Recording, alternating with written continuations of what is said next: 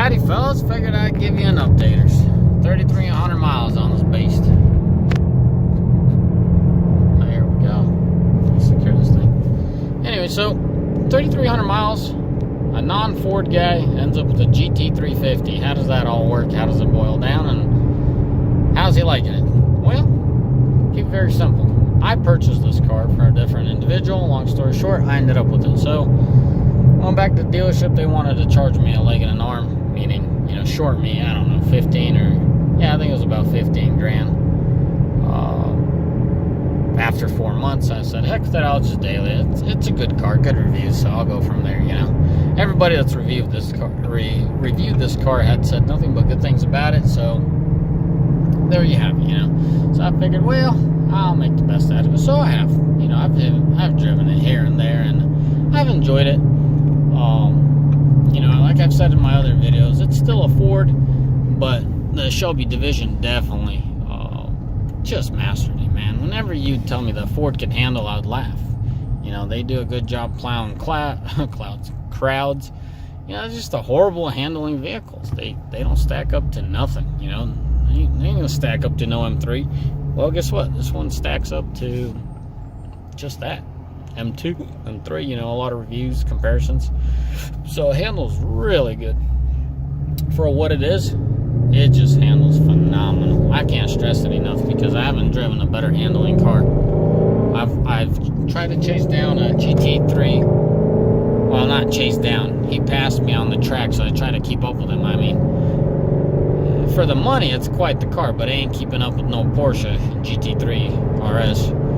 So, you know, it's just, for the money, it's a killer deal, guys. I'm gonna keep this video short. For the money, it's killer. The handling that you get, and the ingenuity, and the whole setup, you know, it's fabulous. So, Paul, you started talking about it still being a Ford. Okay, so a quick rundown. Quality, you know, it's still Ford. Like the plastics and everything, it's still a Ford. But, you know, the most important things, the engine, the transmission, the suspension, well, braking too. They're phenomenal, guys. Braking, I haven't driven a car that braked better than this. I haven't driven a car that handles better than this. The transmission, you know, is very crisp. It's right there with the M5 and the M3s. I really like this transmission. It's easy to race. I mean, I've never grinded a gear when I raced. I mean, it's just an awesome performance vehicles. You know, luxuries, they're not there. They suck, but you don't buy a Ford for luxury. So, as far as the package goes, guys, you cannot buy a better car. You know, let's just say 2018, I feel like you cannot buy a better car than a GT350 as far as sports, handling, circuit type of track-ready vehicle. You know, this thing has all the gauges you need. Let me try to get you guys. I mean, you got fuel air. Let me reposition. Fuel air ratio. I mean, you got axle. I mean, this is a track-ready monster. I mean, no buts ifs about it. You know, you got the mechanical gauges, and then you got a loving Ford that just, I don't know what the heck they're doing. But anyways, let me get out of here. So yeah, at 3,300 miles, do I regret the purchase? I wish there's no backstory to this car. If this car was purchased for me, I would have no regrets. And not that I have a regret. It's just making it clear there's a backstory to this car that I'm not very happy about. Get that out of the way. Phenomenal economical, not so much. Phenomenal vehicle.